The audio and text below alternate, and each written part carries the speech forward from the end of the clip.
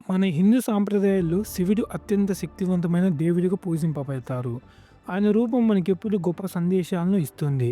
ఆయన తలపై గంగ ప్రవహించడం, శిరస్సుపై చంద్రమ, త్రిశూలం మరియు ముఖ్యంగా మెడ చుట్టూ పాము ఉండటం.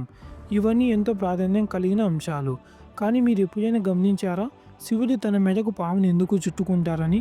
పాము అనేది కేవలం ఒక జంతువు మాత్రమే కాదు. ఇది శక్తి, ధైర్యం మరియు కాలానికి ప్రతీక. అలాగే ఈ వీడియోలో శివుడు పాముతో ఉన్న సంబంధం, దాని వెనుకున్న కథలేంటో తెలుసుకుందాం. మీరు ఈ వీడియో కొత్తగా చూస్తున్నట్లయితే please like and share, subscribe. ఇది తెలుసుకోవాలంటే మనం ముందుగా శివుడి గురించి తెలుసుకోవాలి. నిజానికి శివుడు ఎవరంటే ఈయన త్రిమూర్తులలో ఒకరు.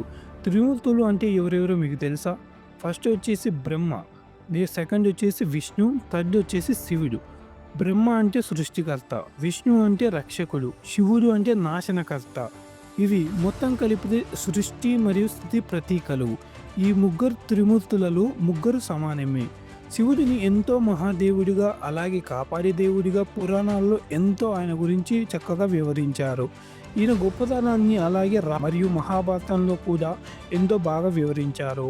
అలాగే ఈయన పూర్వ చరిత్రలలో వేదాలలో రుద్రుడిగా కూడా ప్రస్తావన ఉంది. శివుడిని ఎక్కువగా మహాశివరాత్రి రోజున పూజింపబడతారు. అందుకే ఈ శివలింగ పూజ పాతకాలం నాటి పద్ధతి. ఇప్పుడు మనం అసలు కథలోకి వస్తే, శివుడి భార్య పేరు పార్వతీదేవి. వాళ్ళిద్దరికి జన్మించిన వాడే కార్తికేయ మరియు వినాయకుడు. ఈ కార్తికేయను మరికొన్ని పేర్లతో కూడా పిలుస్తారు. అవి స్కంద, సుబ్రహ్మణ్యం, షణ్ముఖ మరియు అయ్యప్ప స్వామి. అలాగే గణేశుడు కూడా శివుడి పార్వతుల దంపతుడే. ఈయనని వినాయకుడు అని కూడా అంటాం. అయితే Kartikeya Hindu god of war అని పిలుస్తారు. అలాగే వినాయకుడిని వచ్చేసి గాడ్ ఆఫ్ బిగినింగ్స్ అని పిలుస్తారు. వీళ్ళ అందరితో పాటు ఒక పాము కూడా శివుడి మెడలో ఉంటుంది.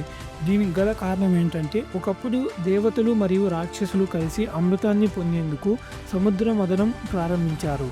ఆ మదనం వల్ల అమృతంతో పాటు హాలాహల అనే విషయం కూడా వచ్చింది.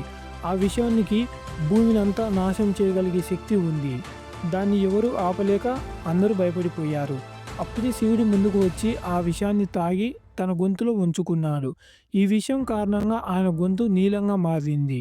అందుకే ఈయనను నీలాకంఠుడని కూడా పిలుస్తారు. దాని తర్వాత ఆ పాము మెడ చుట్టూ చుట్టుకొని ఆయనకు రక్షణగా ఉండిపోయింది. ఈ పాము శక్తి ధైర్యానికి గుర్తింపంట. అలాగే ఇది చాలా భయంకరం కూడా ఉంటుంది. ఈ పాము శివుడి యొక్క శక్తిని తెలియజేస్తుంది. దీంతో పాటు ఈ పాము కాలాన్ని సూచిస్తుంది. కాలం అంటే శాశ్వతమని అర్థం. శివుడిని కాలభైరవుడు అని కూడా పిలుస్తారు. అంటే కాలానికి అధిపతి అనే అర్థం. ఈ పాము ఆయన మెడ చుట్టూ ఉండటం ఆ కారణంగా కాలం కూడా ఆయన పర్యవేక్షణలో ఉందని అర్థం. ఇది శివుడికి మరో ఉదాహరణ కూడా. అయితే శివుడు పామును మాత్రమే ఎందుకు ఇష్టపడ్డాడంటే, పాము ప్రకృతిలోని ఎంతో అత్యంత ముఖ్యమైన ప్రాణి. ఈ పాము యొక్క విషం అనేది సమానాన్ని తెలియజేస్తుంది. అలాగే ఈ పాములు పాతకాలం నుంచి మన సాంప్రదాయాల్లో పవిత్రంగా చూస్తాం. అందుకే తెలుగు రాష్ట్రాల్లో నాగుల చవితి అనే పండుగకి ప్రత్యేక ప్రాధాన్యం ఉంటుంది. అయితే అదే రోజున మనం ప్రకృతిని కూడా గౌరవించినట్లు అవుతుంది. శివుడి మెడలో చుట్టుకొని ఉన్న పాము అర్థం ఇది. అలాగే అన్ని జంతువులకు సమానమైన ప్రాధాన్యం అని అర్థం కూడా. ఈ పాముతో పాటు అన్ని జంతువులకు తన రక్షణలో ఉన్నాయని అర్థం కూడా. పాము శివుడితో ఉంటే అది అలంకారం మాత్రమే కాదు, ఇది శక్తి, సమానం మరియు కాలానికి గుర్తింపు కూడా. సో పాము శివుడి మెడలో ఎందుకుందో, దాని వెనకాల ఉన్న రహస్యాలు ఈ వీడియోలో మీకు అర్థమైందని నేను ఆశిస్తున్నాను. Thank you for watching guys.